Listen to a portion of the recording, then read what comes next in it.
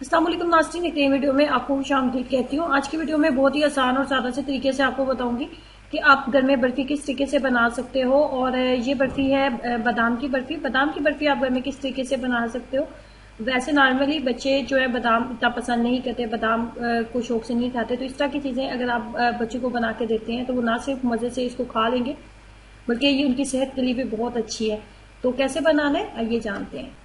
इसमें मैंने लिए 1 कप के करीब बादाम। एक दरमियाने साइज का कप मेरे पास बादाम का था, वो मैंने लिए और इसको 1 से 2 उबाल आने देंगे। जब जैसे इसको 1 से 2 उबाल आएगा तो फ्लेम को बंद कर दूंगी और पानी को नॉर्मल टेम्परेचर में आने दूंगी। इस तरीके से बहुत आसानी से बादाम के छिलके जो है वो उतर जाते हैं। बादाम के छिलके उतारने के बाद इसको डालेंगे आप ग्राइंडर में। ग्राइंडर में डालने के बाद इसको हमने बनाना है, एक पेस्ट की शक्ल हमने इसको देनी है।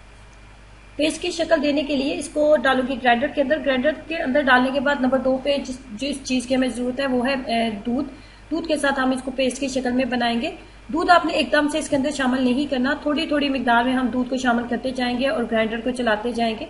और जब आपको लगेगा कि ये एक बहुत अच्छी फाइन शेप में आ चुका है, बिल्कुल फाइन पेस्ट की शक्ल में आपके पास बन गया, उतनी देर तक हमने ग्राइंडर को चलाते रहना है। और इसको हमने बहुत ज़्यादा पतला नहीं करना, ना ही बहुत ज़्यादा पतला होना चाहिए, ना ही बहुत ज़्यादा गाढ़ा होना चाहिए। इसे बहुत कम मिकदार में दूध डालते जाएंगे और ग्राइंडर को चलाते जाएंगे। ये बिल्कुल एक फाइन पेस्ट की शक्ल में मेरे पास तैयार हो चुका है। जैसा मुझे चाहिए था ये बिल्कुल वैसा ही फाइन मेरे पास तैयार हो गया। और दूध को मैंने एकदम से इसके अंदर शामिल नहीं किया, 1 कप से कम दूध इसके अंदर इस्तेमाल हुआ है। दूध को कम मिकदार में डालते जाएंगे और इस तरीके से, जैसे कि आपको वीडियो में नजर आ रहा है, इस तरीके से आपने इसको एक थिक सी पेस्ट आपने बना लेनी है। उसके बाद आप लेंगे एक अदद कढ़ाई या फिर फ्राई पैन आप ले लें और उसके बाद इसके अंदर डाल देंगे घी। घी का हम इसके अंदर इस्तेमाल करेंगे। अगर आपके पास देसी घी मौजूद है तो देसी घी भी आप इसके अंदर शामिल कर सकते हैं, लेकिन घी की मिकदार बहुत ज़्यादा आपने नहीं रखनी। एक बड़ा खाने का चम्मच घी की मिकदार काफ़ी है। जितनी आपको वीडियो में नजर आ रही है बिल्कुल इतनी ही मिकदार में आप इसके अंदर घी शामिल करेंगे। घी शामिल करने के बाद नंबर 2 पे हमने इसके अंदर वही बादाम वाला पेस्ट शामिल कर देना जो मैंने आपको पहले वीडियो में बनाना बताया है।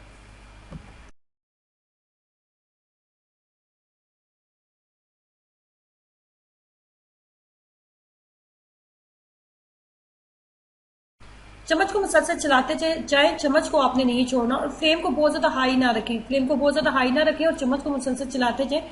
उसके बाद बादाम का पेस्ट शामिल करने के बाद हमने इसके अंदर शामिल करना है पीसी हुई चीनी।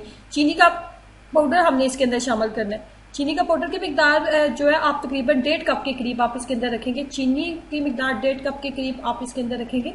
चीनी का पाउडर मैंने बना लिया था, तकरीबन 1.5 कप के करीब था मेरे पास, वो आप इसके अंदर शामिल कर देंगे। अब हमने करनी है इसकी इतनी देर तक बुनाई, इतनी देर तक इसकी बुनाई करनी है कि ये जो है ये बर्तन को ये छोड़ने लगेगा। जब आप इसकी जो बनने लास्ट इसकी कंडीशन होगी, जब ये तैयार हो जाता है, उसकी कंडीशन ये होती है कि ये बहुत ज़्यादा थिक हो जाता है और ये बर्तन को छोड़ना स्टार्ट हो जाता है। और यही अगर आपने यही जब तक आपकी स्टेज नहीं आती, आप इससे पहले अगर इसको उतार लेते हैं तो फिर आप इसको बर्फी की शक्ल या टुकड़ी की शक्ल आप इसको नहीं दे पाएंगे। इस तरीके से जैसे जैसे ये बनता जाएगा, ये फाइनल शक्ल में आता जाएगा, तो ये बर्तन को छोड़ना शुरू हो जाएगा। आपने भी इसको इतनी देर पकाना है और चम्मच को आपने मुसलसल चलाते रहना है, चम्मच को आपने नहीं छोड़ना। मैंने इसके अंदर 1.5 कप के करीब चीनी शामिल की है। अगर आप इसको ज्यादा मीठा करना चाहते हैं तो आप इसके अंदर ज्यादा भी चीनी शामिल कर सकते हैं।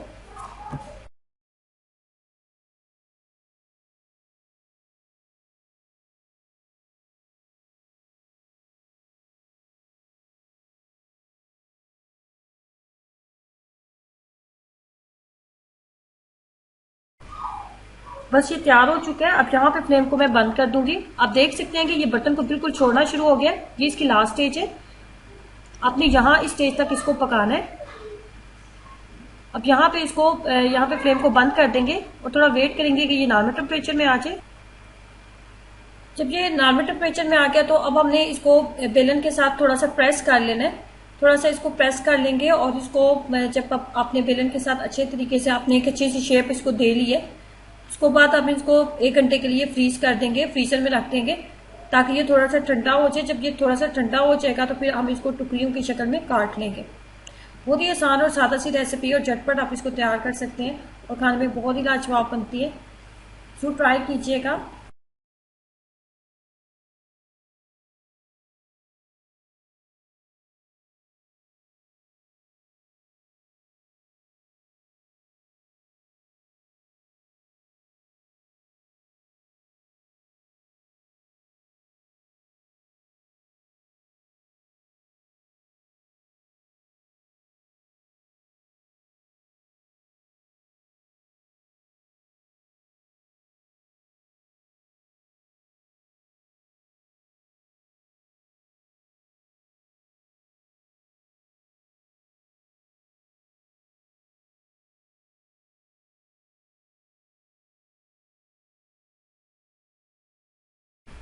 वीडियो अच्छी लगी है तो लाइक करना और चैनल को सब्सक्राइब करना मत भूलें। खुश रहें, ऐसे मुस्कुराते रहें। अल्लाह हाफिज।